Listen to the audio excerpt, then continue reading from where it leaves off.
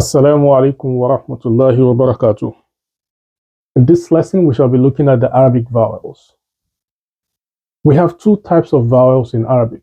We have the closed vowels and we have the open or long vowels. For the closed vowels, we have the ones that appear on top of the letters, top of the alphabets. And you have the ones that appear below or under the alphabets. For the open vowels or long vowels, they either appear as standalones or they appear on top of the alphabets. So we'll begin by looking at the closed vowels. The first one here is known as the Fatha. The Fatha.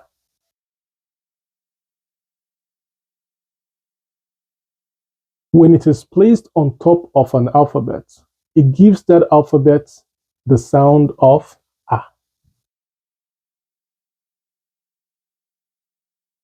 So say, for example, you take the alphabet Ba,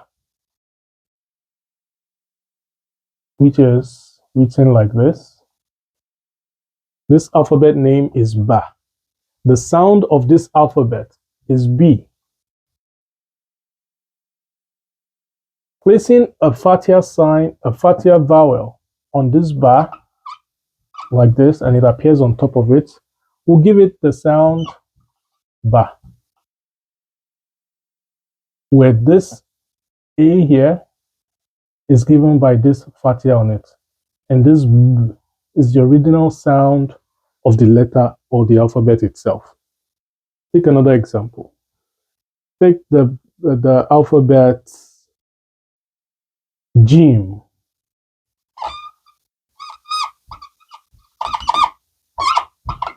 Which looks like this.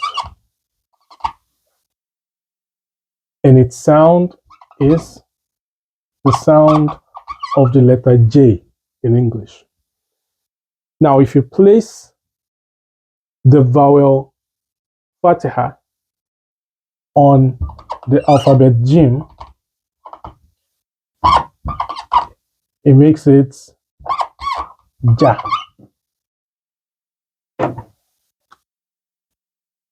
It makes it Ja, where the J here is the original sound of the letter or the alphabet, and this A is by virtue of the Fatiha sign on top of it. The next letter, the next vowel that we'll look at is this one, which is known as the Kasra.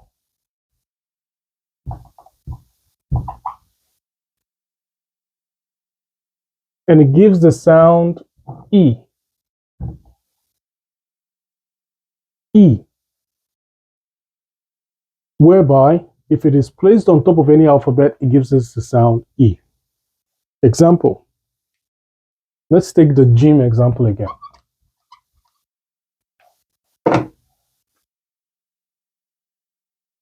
Jim. Again, looks like this.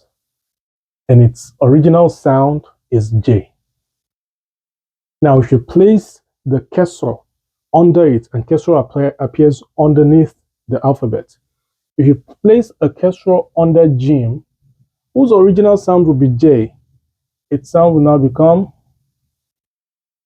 G, where the J is the original sound of the alphabet and the E is the sound of the Kasra that is placed under it. So it becomes G. And we pronounce this by saying Jim, Kasra, G. Jim, Kasra, G. Take another example for the alphabet Ba, which is like this, and its sound is B. But if you place the Kasra under it, it becomes B, where B is the original sound of the alphabet, and the E is by the Kasra placed under it. Now it becomes Ba, Kasra, B. And so the sound of the Kasra is E. And the third vowel is called the Damma.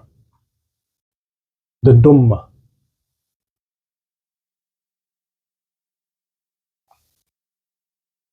And its sound is U. U. Its sound is U. When it is placed on top of any alphabet, it gives it the sound U. Let's take the Jim example again.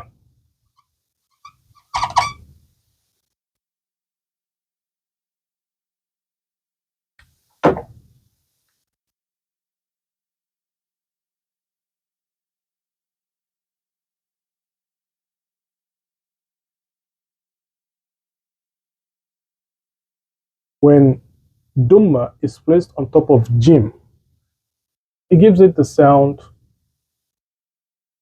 Ju, where J is the original sound of the letter, and the U is by virtue of the Damma placed on top of it. So it becomes Jim, Damma, Ju. Let's take our Ba example as well. Ba, written originally like this and sounding with the sound of letter B. When a Damma is placed on top of it, it becomes Bu, where B is the original sound of the alphabet and the U is the sound of the vowel placed on top of it, which makes it Ba, Damma, Bu.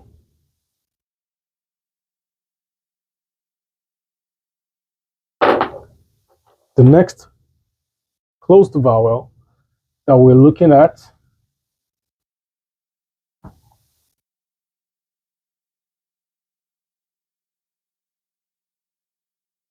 is simply doubling the previous three. So while this one is Fatha, this one will be Fathatan, which means double Fatha. While this one is Kasra, this will be Kasratan, which means double Kasra. While this one is Damma, this will be Dammatan, which means double Damma. And while the sound of the Fatha is A, the sound of the Fathatan, of the double Fatha,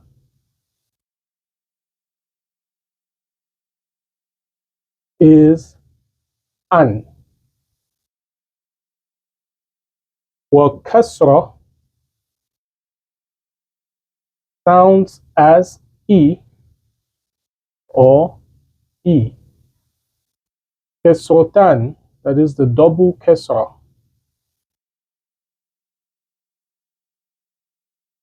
will be in or in. While the Damma sounds as U, Dammatan, or the double Damma.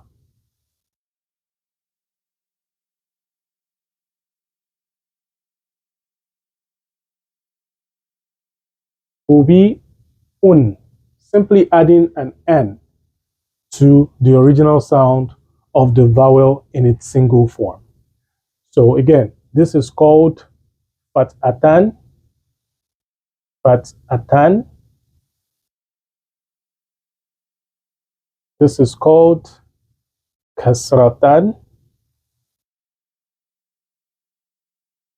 And this is called Dammatan.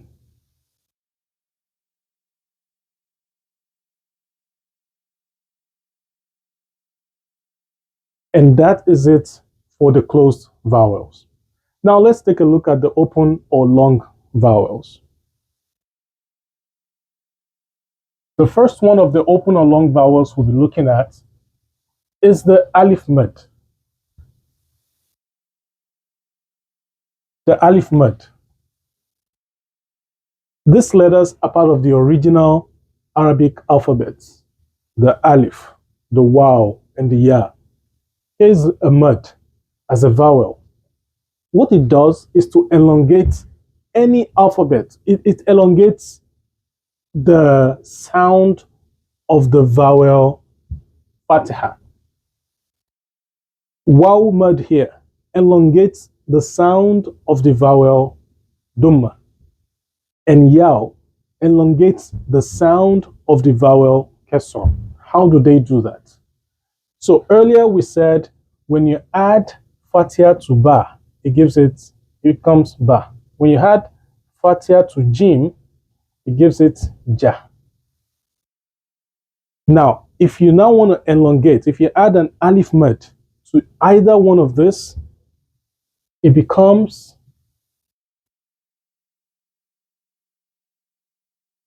Ba rather than Ba. If you add Alif mud to Jim, it becomes Ja rather than just Ja. The same way, if I made it Kasra, if I put Kasra under Ba, it becomes B or B. If I put Kasra under Jim, it becomes G. But if I elongate with the Ya here, which is what elongates the vowel Kasra, that is, I put it beside that, it becomes B or B. If I add it to the Jim, it becomes G or G. So that is what it does. Elongation, each of the three of them. Again, the Alif mud elongates the vowel Fatha. The Yaw mud elongates the vowel Kasra. The Waw mud elongates the vowel Damma. Let's see how it does that. Ba Damma Bu is Bu. Jim Damma Ju is Ju. But if I say, it becomes Boo. And if we added the Waw mud to the Jim Damma Ju, it becomes Ju. And that's how the long vowels are used. Now, for the remaining two open vowels,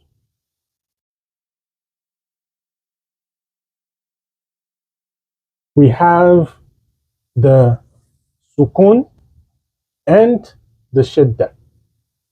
We have the sukun. The sukun.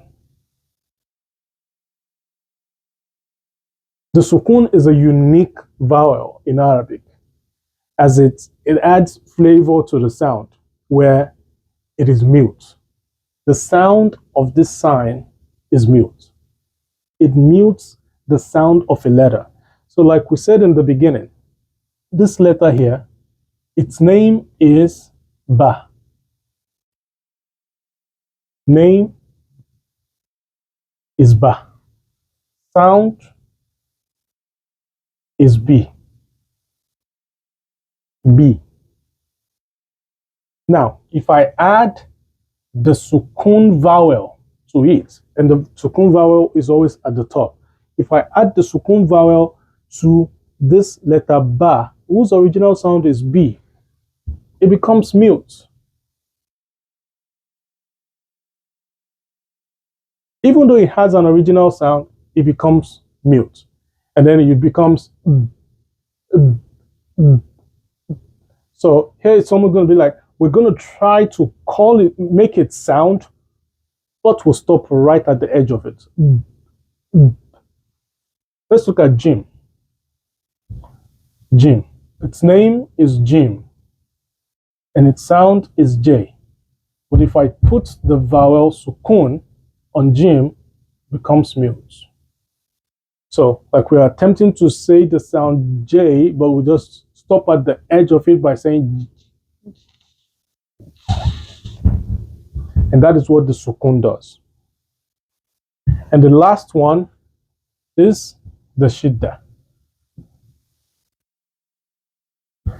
The shidda. The shidda, what it does is emphasis. It adds emphasis to the letter. It adds emphasis to the sound of the letter. So look at Ba. When we add Fatha to it, it becomes Ba. Look at Jim. When we add Fatha to it, it becomes Ja. But if we add Shadda to it, this is what happens. Ba, we put Shadda and Fatha, it becomes B. It becomes Ba. It gives emphasis to the sound B of the Ba. That becomes Ba. Ba. And then look at Jim. If I put Shadda and Fatha, it becomes Ja. Ja. Ja. Because what actually happens is when we have a Shadda, what happened there is that there's been an assimilation of the same letter twice. So here is what a Ba Shadda means. Ba Shadda Fatha Ba means Ba Sukun plus Ba Fatha, which is equal to Ba. Ba Sukun plus Ba Fatha is equal to Ba Shadda Fatha Ba. The same thing for the Jim. We have the Jim Shadda Fatha Ja. It is an assimilation of two Jims, one of them having Sukun and the other one having the actual vowel, where the actual vowel is Fatha. So Jim Sukun plus Jim Fatha assimilated and became Jim Shadda Fatha. So that will give you Ja. And that is it for the Arabic vowels. If you have any question or you're confused by anything that you have seen here, type your comment or ask your question in the chat, and inshallah, we will provide an answer to it. Jazakumullahu khairan. Assalamu alaikum wa rahmatullahi wa barakatuh.